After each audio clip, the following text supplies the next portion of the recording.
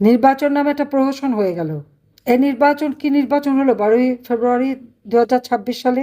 দিনের ভোট দিনে না, আগের দিন সন্ধ্যায়, অর্থাৎ সান্ধ্য ভোট শুরু হয়ে গেল। সান্ধ্য ভোটের মাধ্যমেই জয়ী হলো। তাহলে 2024 ইলেকশন, 2018 ইলেকশন, 2014 ইলেকশন কি দৃষ্টান্ত দেখাতে পেরেছে যে সেখানে ভোট কারচুপি, মহা কারচুপি তো হয়ে গেল এবারে 12ই ফেব্রুয়ারি ইলেকশনে।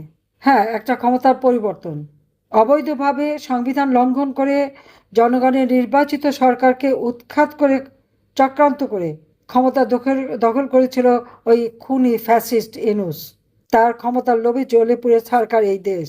সে বাধ্য হলো একটা নির্বাচন দিতে, কিন্তু সেই নির্বাচনে যে ক্ষমতা আসলো, তারাও কি ইতিহাস ধারণ করে? 32 নম্বর জ্বালিয়ে পুড়িয়ে ভেঙে, বঙ্গবন্ধুকে অপমান করে, ইতিহাস বিকৃত করে দেশকে কোথায় নিয়ে যাচ্ছে?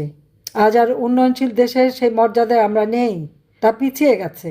এখন বাংলাদেশের মানুষ, দেশবাসী, আপনারাই বিচার করবেন কেমন ছিলেন যখন আওয়ামী লীগ সরকারে ছিল।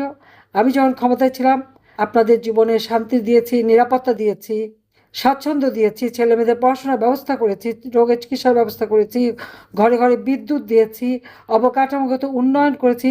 বাংলাদেশে যারা প্রবাসে আছেন তারাও মাথা উঁচু করে বলতে পারতেন যে আমি বাংলাদেশের নাগরিক। কিন্তু 5ই আগস্টের পর থেকে এখন পর্যন্ত আপনাদের কি দশা? এখন বাংলাদেশের মানুষকে করুণা করে। আগে যেখানে বাংলাদেশের মানুষকে সম্মান জানাতো, উন্নয়নের রোল মডেল হিসেবে চিহ্নিত ছিল, সেই মানুষ এখন করুণা করে। আজকে বিদ্যুৎ নেই, দ্রব্যমূল্যের ঊর্ধ্বগতিতে মানুষের জীবন মান কমে যাচ্ছে, মানুষ দারিদ্র্য সীমার নিচে চলে যাচ্ছে, ঘরে ঘরে হাহাকার, মানুষের জীবনের নিরাপত্তা নাই, প্রতিনিয়ত নারী এবং বালিকারা ধর্ষিতা হচ্ছে, প্রতিনিয়ত খুন হচ্ছে, কোনো মানুষের জীবনে কোনো স্বস্তি নাই, শান্তি নাই, পেটে খাবার নাই, এই অবস্থা চলছে। আর কত? তবে দেশবাসীকে এটুকু বলতে পারি, মুক্তিযুদ্ধের চেতনায় আমরা এখনও সমৃদ্ধ, আমরা বিজয়ী জাতি। আঘাত এসেছে, আজকে দেশবাসীকে ঐক্যবদ্ধ হতে হবে, দেশের মানুষের লুপ্ত গৌরব আবার ফিরিয়ে আনতে হবে, তার জন্য সকলকে ঐক্যবদ্ধ হয়েই রুখে দাঁড়াতে হবে। আবার আমরা ফিরে পাবো আমাদের বাংলাদেশকে। আবার জয় বাংলা ধ্বনিতে সারা বাংলাদেশ প্রকম্পিত হবে, জয় বঙ্গবন্ধু ধ্বনিতে বাংলাদেশ প্রকম্পিত হবে। বাংলাদেশ আবার উঠে দাঁড়াবে। 2041 সালে স্মার্ট বাংলাদেশ ইনশাআল্লাহ আমরা গড়ে তুলব। বেঁচে যখন আছি, আপনাদের পাশে আছি, আপনাদের পাশে থাকবো।